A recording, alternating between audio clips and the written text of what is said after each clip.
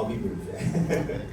I'll be talking about the importance of building relationships in the leather community with non-English speaking people.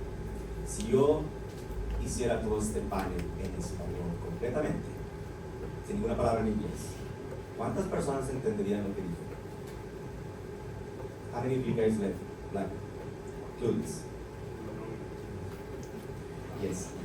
It's something that it's like it's your to me. Like it's important. Like the Leatherman here, we live in the water, so when we created or when we started like the Arch Leather events, we reach out to the guys in Matamoros and we make sure we include them because we all speak, like the majority of us speak Spanish and Pocho and English here in the valley. So Pedro and I have been doing some work and the guys too. We've traveled to Matamoros. Everyone has been to Matamoros also to work with the guys too. When I talk to some of my little brothers that only speak Spanish, sometimes they feel like left out. They're like, well, I can't really compete on that, or I can't participate in that again because it's all in English. And I don't know what they're saying. And they kind of like step back. We traveled to Mexico City. We were invited to participate in some of the events. And I don't know if you guys share this with me. The Latino community in the United States, we kind of like fit like in the middle of something because when we travel to Mexico, we go there and then Pedro and I would got ourselves talking English or half and half, and the people would be like, "Oh, los gringos, the guys from over there," and we're like, "No, we're Mexican, somos mexicanos." Bueno, then we go to Chicago and we go somewhere else, San Francisco, and we'll be talking in English, and I'm like, "Oh, yes, yes. Oh, the Mexicans." And I'm like, "Well, we live in the US." "Yeah, but you're Mexican." So then we're like, "Okay, where do we go?" Has it happened to anyone? Yeah. It's something that is like, so we were very privileged to be invited also last year to go and present at the UNAM, which is the Universidad Autónoma de México, the most prestigious university in Mexico. They had their first, LGBTQ plus event at one of their one of the places there at the university. And Pedro and I went and talked about the leather community. We made that connection with them and teach them a little bit of like, because they had this vision of like, the leather groups, it's all white people only. And that's how we started. Like some of us will share, like, when I started with leather, the first time I was exposed to leather was in San Francisco, and I was like, oh man, I think this is home. Like I like this, but I'm like, oh, I don't know if I can fit in. Like it's all these white guys with beard.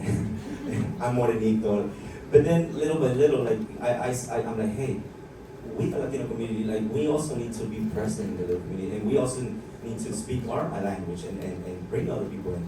So when last year I competed for Mr.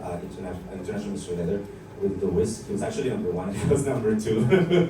And this is a competition from with leathermen from all over the world. So you have people from different countries. So we had a couple of contestants, a couple of my brothers that only spoke Spanish, Mr. Spain, Mr. Colombia. Some of us were bilingual. But it was so hard. To get an interpreter, like Colombia had his best friend interpreting for him, but the guy couldn't be there all the time. So there was a couple of instances, like practices that we were running, and I was sitting behind Spain and Colombia, and he kept looking for his interpreter, and the interpreter was not there because he was working. It was just a regular day. So I leaned, this is a competition, and they're giving instructions like, you go in, you do this, and I'm like, hey guys, like, I'm gonna interpret for you guys. And I started whispering in their ears, and they're leaning, and then it was like, okay, we need silence, and I'm like, I'm sorry, you know, Spain and Colombia, they have no idea what's going on, and this has to be fair, so I need to interpret for them. And then it happened again. It was, we were on stage the day of the competition, and they had us all there, sending instructions, we're gonna exit this way, you're gonna come this way, and everybody, okay, yes. And I get to Spain, let's just look around, and I'm like, I got out of my place, and I'm like, they're gonna get after me, they're gonna disqualify me. And I went to the other side of the stage, and I'm like, brother, this was happening. We're gonna do this, and this. And I said, oh my God. And then I raised my hand again. I'm sorry. Well, Spain and Colombia, they don't have an interpreter.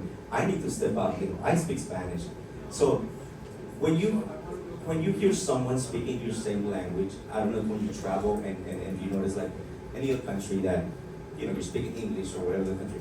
The moment you hear someone, at least that's my language. Like, when you hear someone saying something in Spanish, like I can speak, oh my God, like you feel like home, like so. For me, it's you feel like they're family. You don't even know them, right? But they're like, hey, it's español.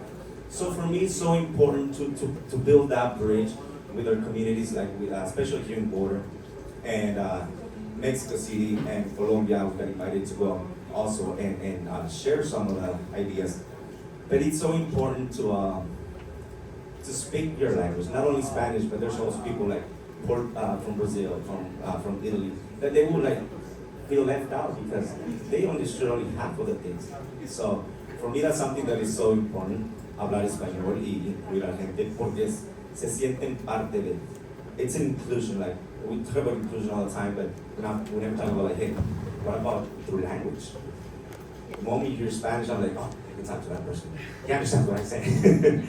So that's some of the work that we've been doing. I keep doing that. That was one part of my platform when I ran from Mr. RGB Leather to include our border family across border from Matamoros, Reynosa, the whole border, like and everyone. So it's something that I'm an interpreter and translator.